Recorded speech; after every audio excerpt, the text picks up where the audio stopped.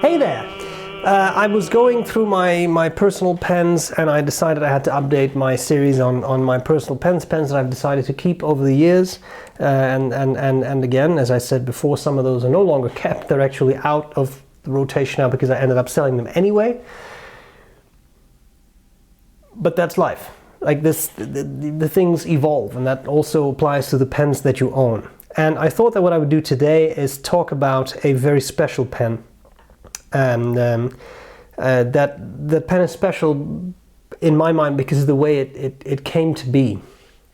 A long time ago, I've already reviewed it, but a long time ago I already put a pen by the same maker in this series, and that maker is William Shakur. And William Shakur is not someone who has a web store. It's not like that. He's a private person, but occasionally he makes some pens and he sells them to people if they want to. I mean, not if they want, he sells them to people if they want to buy them. All I can tell you is William Shakur on Instagram. I don't have other stuff. So let me say this again. All I have is William Shakur on Instagram. No website, no email, no phone number. Okay? Okay. Now, I put one of his other pens, a big green pen, 3D printed, in my personal pens in this series. I've also reviewed it. And what happened at some point was I had an OMAS 360. It had a broken inner part, and I mentioned that in the video. And William contacted me and said, if you send it to me, I can see if I can 3D print the part that is broken so you can use it again. I did that. He fixed it, and that's awesome. Having said that, this video is not about that pen. That is also already in my personal pens video series playlist thing. But then William and I started to talk, and he said, what would you like to see in a shape for a 3D printed pen? Me already owning that green one of his. And I said, well, actually, the OMAS 360, which is the sort of rounded triangle, which has a name, and I always forget the name, but a rounded triangle profile.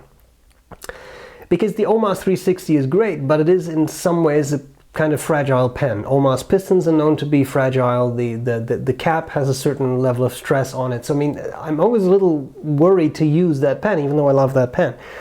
So I thought if I would have another like triangular pen, maybe that would sort of satisfy my craving to use that pen, and I can kind of keep that pen and use it only on very special occasions.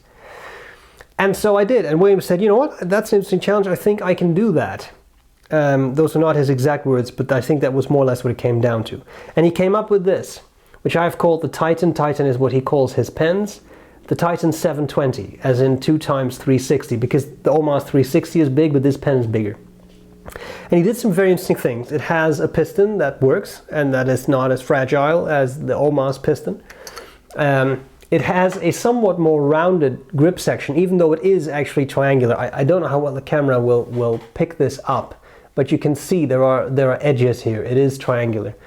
It's a big pen. It's really big. It holds a titanic amount of ink. It's a lot of ink, and I think I just dripped it.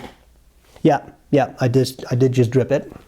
The good news is I did not drip it on my white carpet. I just dripped it on my pants. So now I have a blue stain in a very interesting place. Anyway, that's the pen. It has some cool things going for it. First of all, it's 3D printed, which I think adds a little bit of charm for me. It's not that this was turned on a lathe. It was 3D printed. And the nice thing about that is that it is polished very, very smoothly. So it looks, from a distance, it looks like it's a black pen. But when you get up close, you can see it's actually not a black. It's almost a very, very dark, I would almost say an eggplant color, but yeah, no, I think it's eggplant. It's like, it looks almost black, but it has this light tinge of purple to it, and it's wonderful. It has an ink window. I don't know how well you can see, but it is an ink window. There's a pretty dark ink in it, so you probably can't see that. Well, there we go. So okay, so that was the ink window right there, right? That works very well. Great piston, and it has a number 8 nib, which is also very nice. I'm going to keep this nib up now, because of course there's also an Iroshizuku ink, so that's never coming out of these pans. Anyway, number 8 nib, titanium, Bock. and an ebonite feed. William also kind of puts his logo on this now with a circle, which I think is really neat. It's a cool logo. Number 8 nib, that's nice. This with a number 6 nib would look horribly out of proportion. I mean, this looks like a number 6 nib, but that's because the pen is so massive, right? It is actually number 8 nib, which is kind of hilarious. If you don't believe me, he has a number 6 nib next to it. So that's just how big this pen is, right? Okay, I think it's a lot of fun. I definitely love playing with it. I ink it up once in a while and then I use it for a month because there's so much ink and it just keeps going and going and going.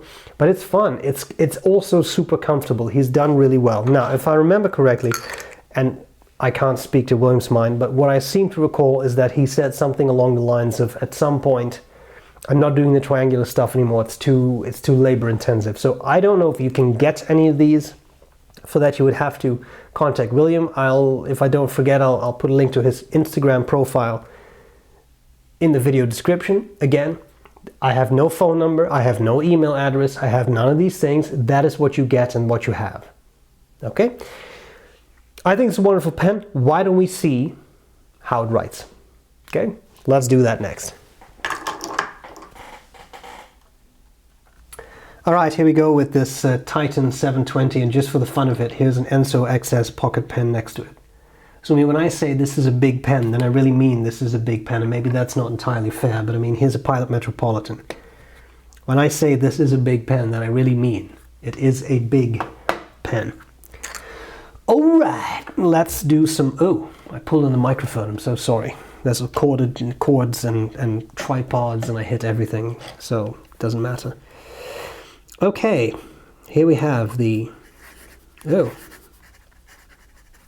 Titan 720.